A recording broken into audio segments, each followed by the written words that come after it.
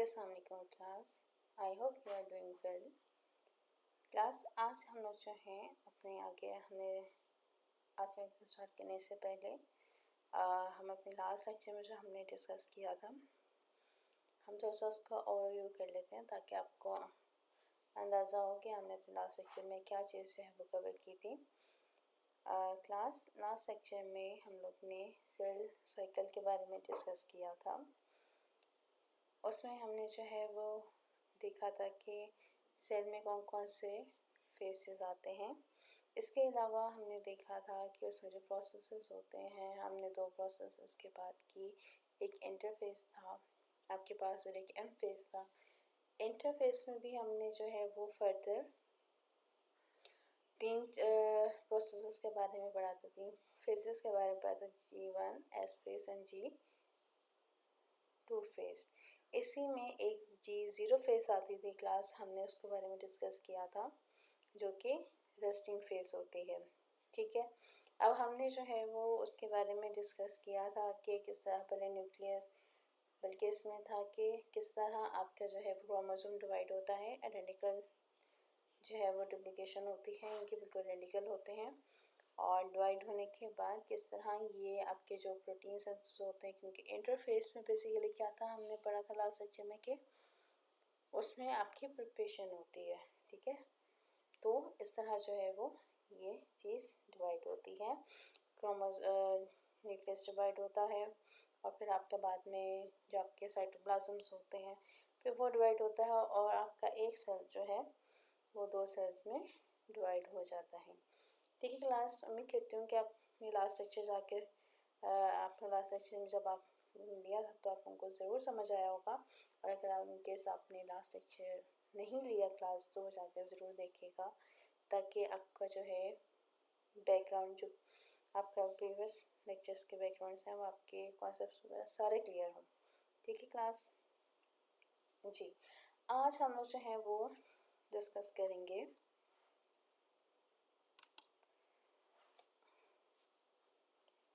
केरोगेनेसिस के बारे में, जिसे हम लोग कहते हैं सिंपली न्यूक्लियर डिवीज़न, यानी कि आपका जो न्यूक्लियस है उसकी डिवीज़न। ठीक है, ये हमारे 4 फेसेस में होती है। ठीक है, इसमें हमारे पास पहला फेस जो आता है वो है प्रोफेस, इसके बाद आता है मेटाफेस, इसके बाद हमारे पास आता है एनाफेस और लास्ट पे हमारे पास आता है टीलोफेस। ठीक है, यहाँ पे हमारे पास ये सारे स्टेप्स में हम देखेंगे कि क्रोमोसोम किस तरह कौन कौन सी पोजीशंस पे कैसे डिवाइड होता है। ठीक है, सबसे पहले हमारे पास आती है प्रोफेस।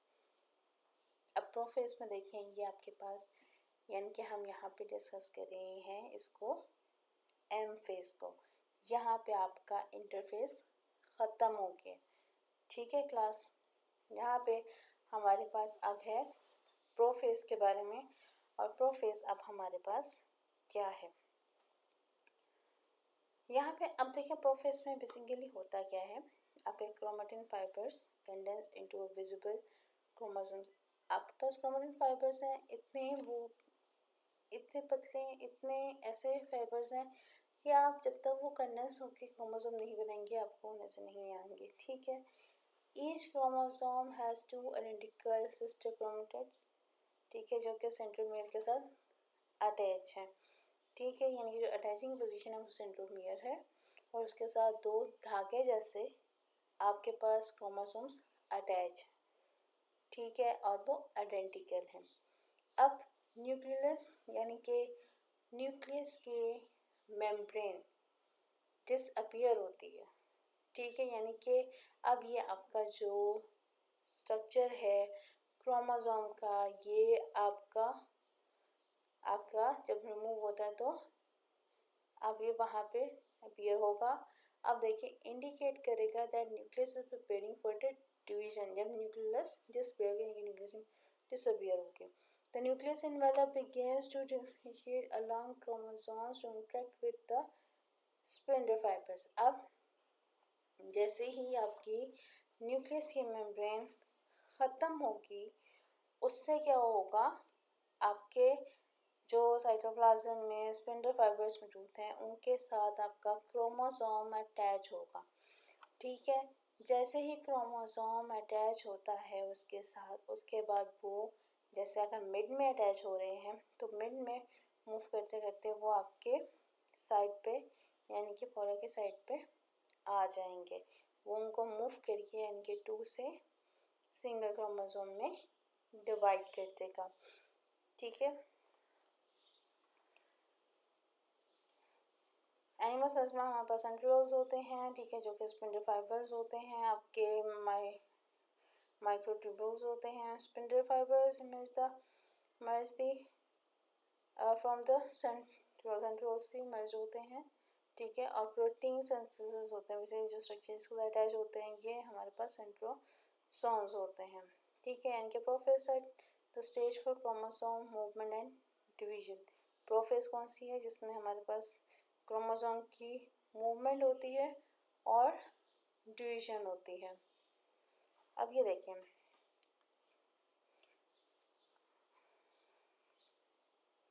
ये आप लोगों के पास ये लोग आपके पास जो है वो क्रोमोसोम है, ठीक है, 2 आइडेंटिकल जो है वो बने हुए हैं।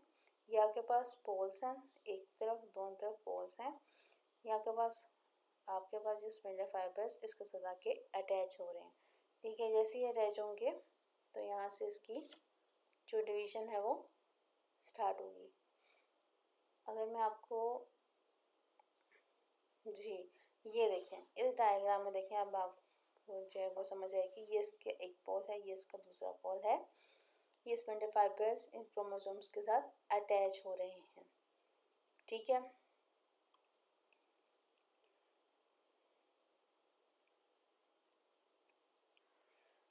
अब यहाँ पे देखिए, यहाँ पे स्पिंडल फाइबर्स आए हैं, अटैच होंगे यहाँ पे प्रॉपरली मेटाफेज में। अब जब हमने आगे अपनी नेक्स्ट स्टेज हमें जो है वो डिस्कस करनी है, वो है मेटाफेज, जिसमें मेटा मतलब मिड में आपके क्रोमोसोम्स मिड में आ जाएंगे, मिड में आके अटैच होंगे, ठीक है, उनके साथ के स्पिंडल फाइबर्स अटैच होंगे। अब एनाफेज में आपके पास ये एक पोल की तरफ मूव कर जाएगा और दूसरे वाले क्रोमोसोम जो डिवाइड होंगे और दूसरे पोल की तरफ मूव कर जाएंगे। और टीलोफेज में आपके पास सिंपल पेरिन्यूक्लियस मेम्ब्रेन बनेगी, वो न्यूक्लियस एम्बेड होगा इसके अंदर, उसके बाद आपके पास जो है वो साइटोप्लाज्म होगा।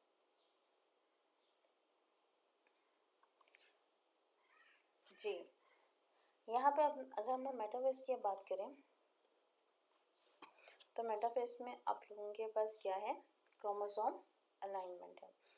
यहाँ पे हमारे पास जो इवेंट्स हो रहे होते हैं, यानी कि जो सीरीज ऑफ इवेंट्स चल रहा होता है, यहाँ पे हमारे पास क्या होगा, जो हमारे all chromosomes align in the centre of the cycle, ठीक है, यानी कि आपके मैंने आपको जो दिखाया है ये आपके इस मिड में बेसिकली आपके आके वो अलाइन होंगे क्रोमोसोम सेल के अंदर and performing a metaphase, metaplate यानी कि imaginary plane. Spindle fibres fully attach to the chromosome, ठीक है। अब आपके पास मैंने आपको पिक्चर दिखाई है, उसमें स्पिंडल फाइबर्स आपके क्रोमोसोम्स के साथ अटैच हैं, ठीक है, और वो सेंट्रोमियर के साथ अटैच हैं आपके जो आपके दूसरा पोल है उसके साथ। अब ईच जो क्रोमेटिन जो कि डिवाइड हुआ है और मूव कर रहा है ऑपोजिट पोल्स की तरफ, ठीक है, एक पोल की तरफ हाफ मूव करेंगे और जो है वो स्पिंडल फाइबर्स हाफ को दूसरे पोल की तरफ मूव करेगा। चेक पॉइंट यहाँ पे क्या है, the cell ensures that all chromosomes are correctly attached to the spindle fiber before moving to the next phase, ठीक है। यहाँ पे अब सेल इस चीज़ को इंश्योर करेगा, सेल देखेगा कि जो क्रोमोसोम्स के साथ स्पिंडल फाइबर अटैच हुए हैं, अटैच इसलिए हुए हैं ताकि वो उसको डिवाइड कर सकें, तो स्पिंडल फाइबर्स क्रोमोसोम के साथ परफेक्टली अटैच हों, ठीक है।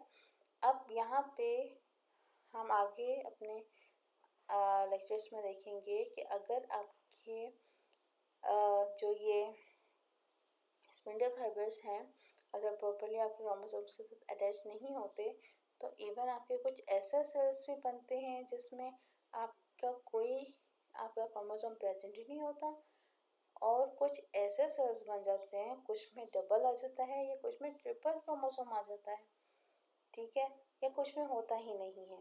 तो ऐसी बहुत सारी पॉसिबिलिटीज़ आती हैं, ये आती ही ये जो आपकी जो ये चेंजिंग आती है ये आती ही आपके डिवीजन के प्रोसेसेस के दरमियान में है, ठीक है।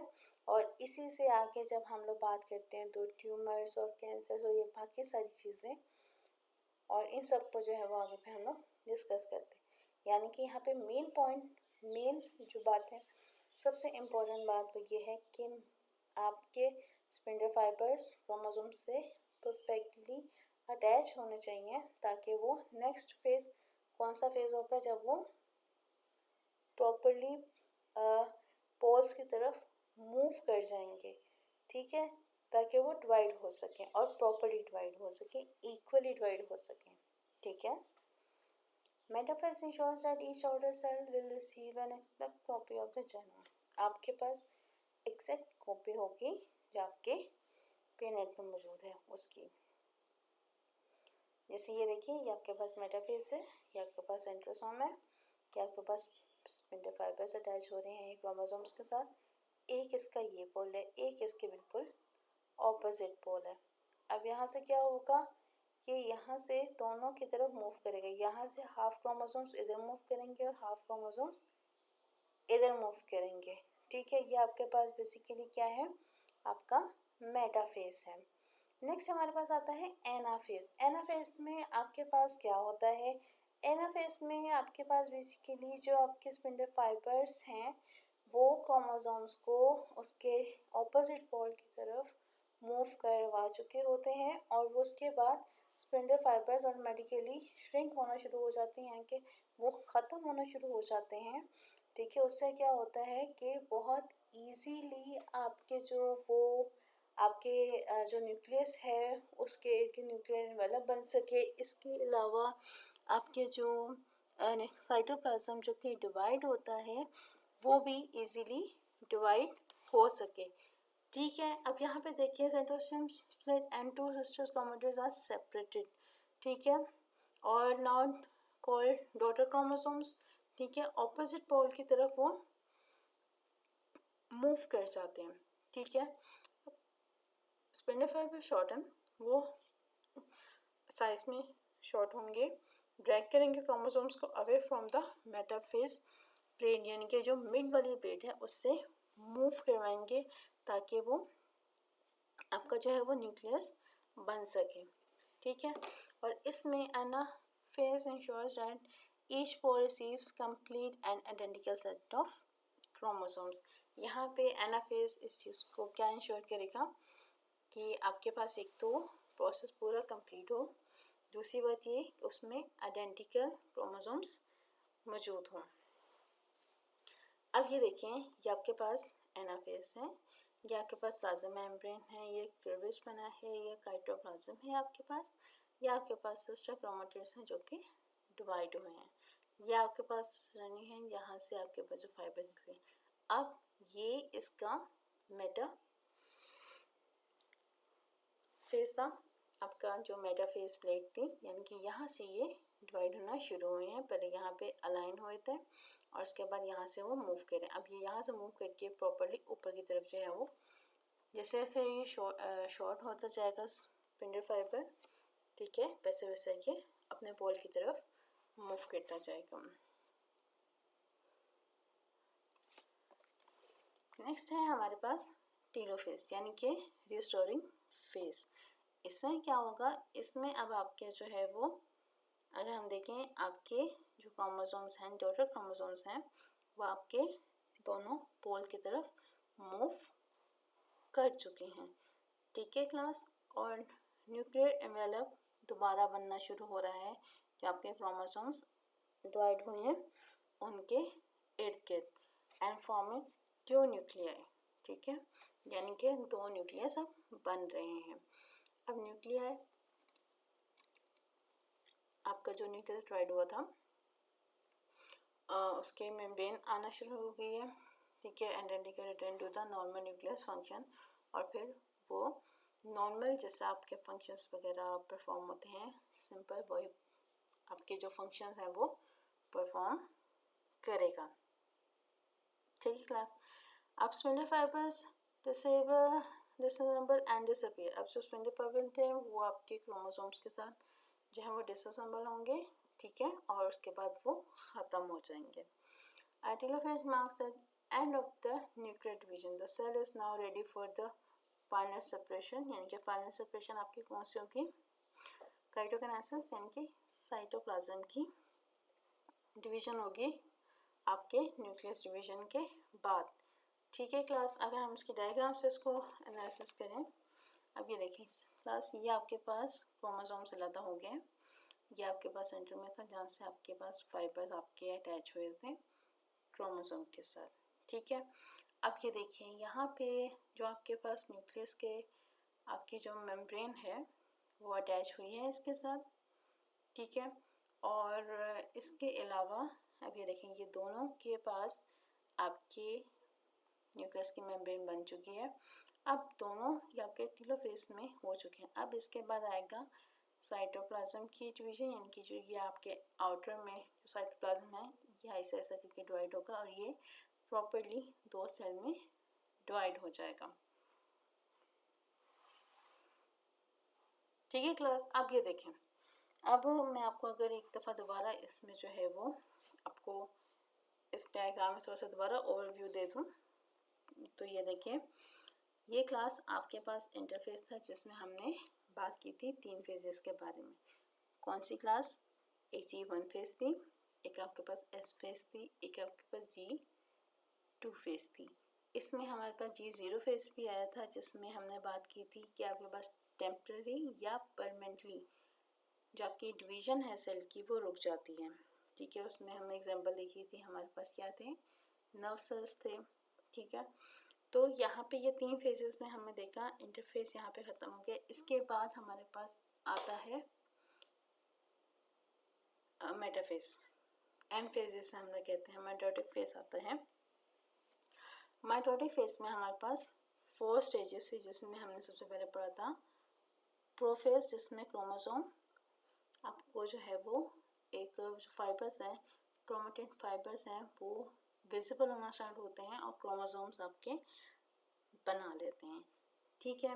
अब क्रोमोसोम्स बन गए हैं, उसके बाद हमारे साथ क्या होता है, आपके जो क्रोमोसोम्स हैं वो मिड में आ जाते हैं और मिड में आने के बाद क्या होता है कि वो आपके जो है वो क्या करते हैं, एक अलाइन बना लेते हैं आपके बिल्कुल मिड में, ठीक है। अब मिड में अलाइन बनाने के बाद क्या होता है कि वो मूव करते हैं आपके डिफरेंट पोल्स की तरफ। जब वो डिफरेंट पोल्स की तरफ मूव करते हैं तो वो आपके आ जाता है एनाफेज।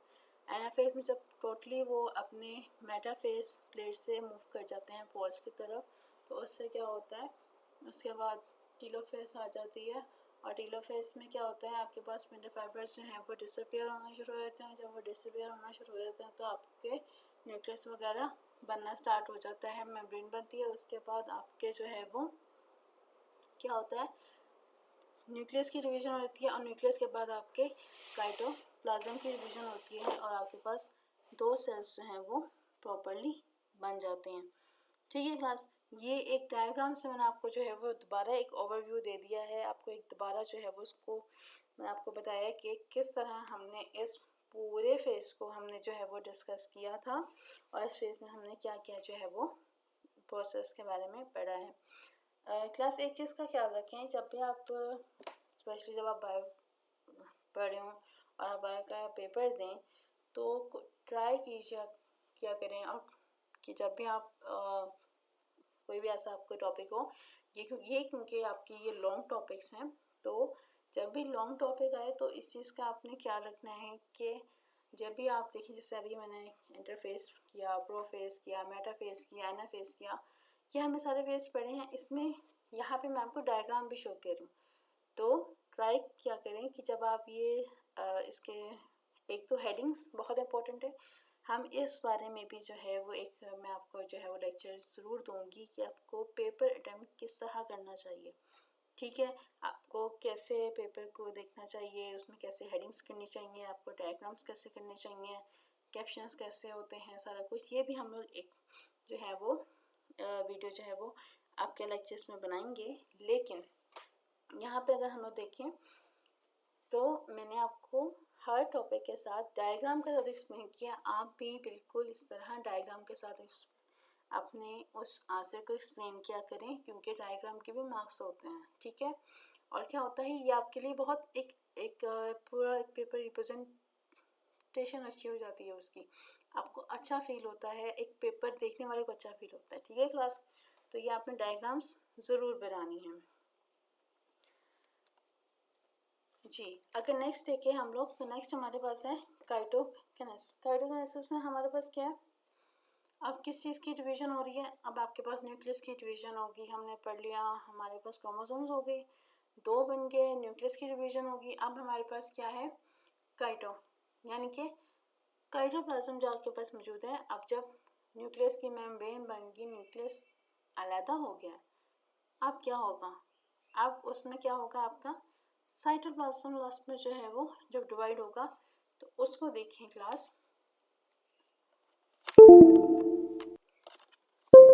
साइटोप्लाज्म क्या हो रहा है, साइटोप्लाज्म डिवाइड होगा, आपका माइटोसिस कंप्लीट होगा। It results a formation of 2 daughter cells in each with its own nucleus organelles and plasma membrane. अब जो 2 सेल्स बने हैं, एक सेल 2 सेल में डिवाइड हुआ है, उससे हमारे पास क्या होता है, जो हमारे पास रोटर सेल है उसमें हमारे पास न्यूक्लियस भी होगा, उसमें हमारे पास ऑर्गेनेल्स भी होंगे, क्योंकि उसने आगे फर्दर अपने सिंपल वही फंक्शंस जो हैं वो परफॉर्म करने हैं, और आपके उसकी प्रॉपर प्लाज्मा मेम्ब्रेन होगी, ठीक है, जो कि डिफरेंट प्रोसेसेस के मूवमेंट के लिए यूज़ होती है, जैसे हमने पढ़ा है, ठीक है।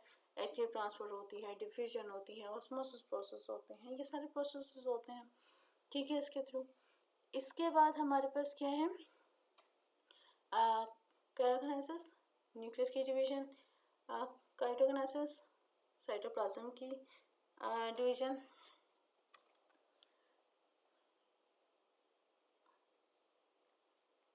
जी, नेक्स्ट है हमारे पास एनिमल सेल्स में हमारे पास जो डिवीजन है वो कैसे होती है, ठीक है।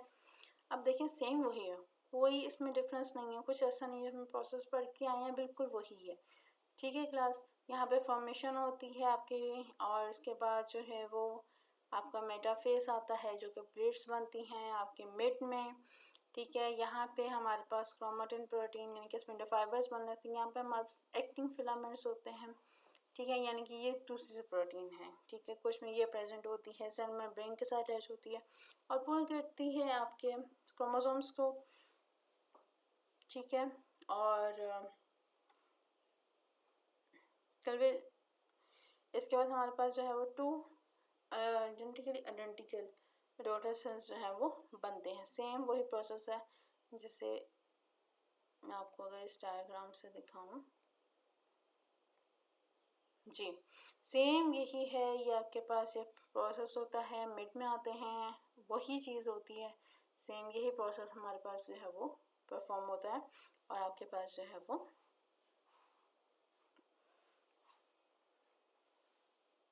एनिमल सेल में होता है। लेकिन अगर हम लोग इसको थोड़ा सा प्लांट सेल में देखें तो प्लांट सेल में क्या है, यहाँ पे आपके पास जो आपके पास क्लीवेज बनता है, यानी कि जो आपके अंदर की तरफ मूव करता है सेल, वो यहाँ पे नहीं होता। उसकी रीज़न क्या है कि आपके सेल वॉल प्रेजेंट होती है, एनिमल सेल्स में तो हमारे पास प्लाज्मा मेम्ब्रेन प्रेजेंट होती है, जो कि उसको कोई एक के स्पेसिफिक, जिस तरह प्लांट सेल ने उसको स्ट्रेंथ दी होती है वैसी नहीं है, इसकी वजह से वो अंदर की तरफ आपकी जो प्लाज्मा मेम्ब्रेन है वो मूव कर जाती है, ठीक है। और जबकि सेल प्लांट सेल में ऐसा नहीं होता, इसमें क्या होता है, instead vacuoles from the Golgi apparatus connect at the centre of the cell, ठीक है, यानी कि जो गोल्गी apparatus है हमारे पास ऑर्गेनेली है, उसमें जो वैक्यूल्स निकलते हैं वो अरेंज होते हैं सेंटर ऑफ द सेल के। इसके बाद फ्यूज होते हैं to form a flat structure called cell plate, ठीक है, वो एक फ्लैट स्ट्रक्चर बनाते हैं जो कि हमारे पास सेल प्लेट बनता है, and the plate expand outward as more vessels add membrane and contains, ठीक है। Eventually the cell plate fuse the plasma membrane, ठीक है, जब वो डिसअपियर होने लगती है तो वो प्लाज्मा मेम्ब्रेन के साथ आके अटैच हो जाती है, ठीक है, उसके साथ डिफ्यूज़ हो जाती है। Content of the plate form new cell wall material. इसके नतीजे में हमारे पास क्या चीज़ें आती हैं कि दो डॉटर सेल्स हमारे पास प्रिपेयर होते हैं विद देयर ऑन, उसका अपना प्लाज्मा मेम्ब्रेन होता है और अपना सेल वॉल होता है। इसमें से डिफरेंस इतना होता है कि एक तो यहाँ पे आपके पास जो है वो वैक्यूल्स आ जाते हैं जो गोल्जी एपरेटस से आते हैं, मिड में आते हैं, और इसके अलावा आपके पास जो आपके प्लाज्मा मेम्ब्रेन है वो इनवर्ड मूव करती है, वो नहीं करती। इसकी रीज़न क्या है? सेल वॉल है आपकी, ठीक है। अगर हम सिग्निफिकेंस की बात करें तो सिग्निफिकेंस क्या हो सकती है माइटोसिस की, इम्पोर्टेंट क्यों है, क्या इसकी रीज़न है कि जेनेटिकली स्टेबल है, each daughter cell receives identical chromosomes and same number as the parent cell, ठीक है, और the maintain chromosomal cell across generation of sales.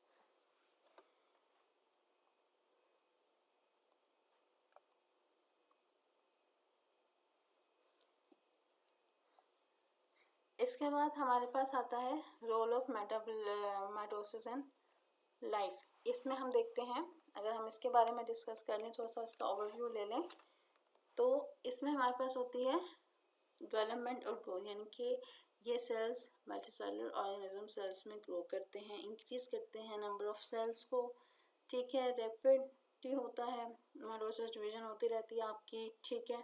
It allows development from a zygote to a complete organism, ठीक है। जैसे for example human baby develops from the single fertilised egg through mitosis, ठीक है।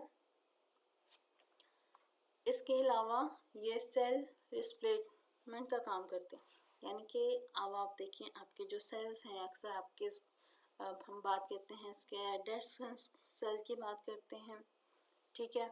तो क्या होता है, हमारे सेल्स जो हैं बहुत सारे हमारी बॉडी से निकल जाते हैं, ठीक है, क्योंकि जो सेल्स डेड हो जाते हैं वो ऑटोमेटिकली आपकी बॉडी से रिड ऑफ हो जाते हैं, ठीक है।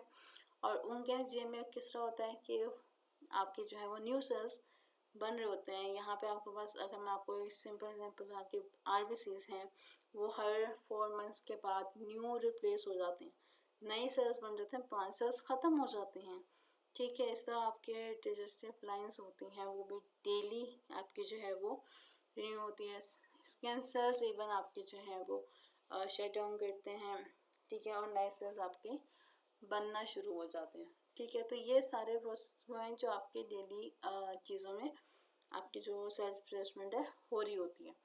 अगर हम इसके बाद बात करें रीजनरेशन की, यानी कि रिपेयर होना, आपको मैं अगर आपसे ये कहूँ कि अगर आपको कोई चोट लगती है और आप देखते हो कि आपकी स्किन थोड़ी सी रप्चर होती है, क्या होता है उससे? कुछ टाइम के बाद आपके उसी पार्ट पे आपका क्या होता है, सेल्स ग्रो करते हैं और वो स्किन दोबारा बना देते हैं। हमारे में ये रीजनरेशन होती है, ठीक है। हमारी स्किन अगर रप्चर हो जाए तो वो दोबारा बन जाती है, ठीक है। लेकिन अब आप देखें हमारे कुछ ऐसे पार्ट्स नहीं हैं कि हम डेवलप कर सकें। जैसे फॉर एग्जांपल अगर स्टारफिश के आर्म जो है वो कट हो जाए तो वो आर्म पूरे का पूरा रीग्रो कर सकता है। इवन लेजर्स की जो टेल है वो जो उनकी होती है वो रीग्रो हो जाती है, ठीक है। लेकिन हमारे क्या होता है कि हमारे यहाँ पे रीग्रोथ वो नहीं होती। अगर हमारा बाजू जो है वो अगर डैमेज हुआ है या उसको कुछ हुआ है तो वो दोबारा रीग्रो नहीं करेगा, हमारी फिंगर दोबारा रीग्रो नहीं करेगी, ठीक है। तो हमारी स्किन सिर्फ जो है वो रीग्रो करती है, ठीक है क्लास। तो आज जो है यहाँ पे हम अपना जो लेक्चर है वो एंड करते हैं, और अगर हम दोबारा व्यू करें अपने लेक्चर को, एक जो है वो समराइज़ कर लें थोड़ा सा, तो हमने आज क्या डिस्कस किया है। हमने इंटरफेस के बारे में पढ़ा है, ठीक है, उसमें हमने एम फेस के बारे में पढ़ा है, ठीक है, माइटोटिक फेस के बारे में हम जो है वो डिस्कस किया है, और उसके अंदर न्यूक्लियस की डिवीजन वो कैसे होती है, इवन आपके प्लांट सेल में कैसी होती है, और आपके जो आपके एनिमल सेल है उसमें कैसी होती है, ठीक है। और हमने इसके बाद डिस्कस किया साइटोप्लाज्म की डिवीजन के बारे में, ठीक है। कुछ हमने सिग्निफिकेंस पढ़ी है और यहाँ पे हम बात कर रहे हैं लास्ट पे कि हमारे जो रोल्स हैं माइटोटिक डिवीजन के रोल्स कहाँ कहाँ कैसे यूज़ होते हैं। एक रिपेयर में होते हैं, एक सेल डिस्प्लेसमेंट में होते हैं और एक सेल ग्रोथ में होते हैं। ये 3 रोल्स के बारे में हमने जो है वो डिस्कस किया है। इसके बाद हम लोग अब इंशाल्लाह अपने नेक्स्ट लेक्चर में कुछ एग्जाम्पल्स को देखेंगे, ठीक है। और इसके अलावा एसेक्सुअल प्रोडक्शन के बारे में डिस्कस करेंगे और इसमें कुछ एग्जाम्पल्स हम लोग डिस्कस करेंगे। और इसके बाद हम लोग जो है वो फर्दर मेयोसिस के बारे में जो है वो डिस्कस करेंगे। इसमें 2 फेजेस होती हैं, मेयोसिस 1 एंड मेयोसिस 2। ये थोड़ा लेंथली प्रोसेस होता है, ठीक है क्लास।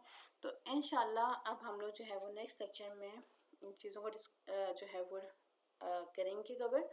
तब तक उम्मीद करती हूँ कि आज के लेक्चर से आप लोगों को ज़रूर समझ आया होगा। और अगर आपके प्रीवियस लेक्चर्स आपने नहीं लिए तो वो जाके ज़रूर देखिएगा ताकि आपका जो कंसेप्ट है वो क्लियर हो सके, ठीक है क्लास। इंशाल्लाह नेक्स्ट लेक्चर में मुलाकात होती है। अपना बहुत सारा ख्याल रखें। अल्लाह हाफ़िज़।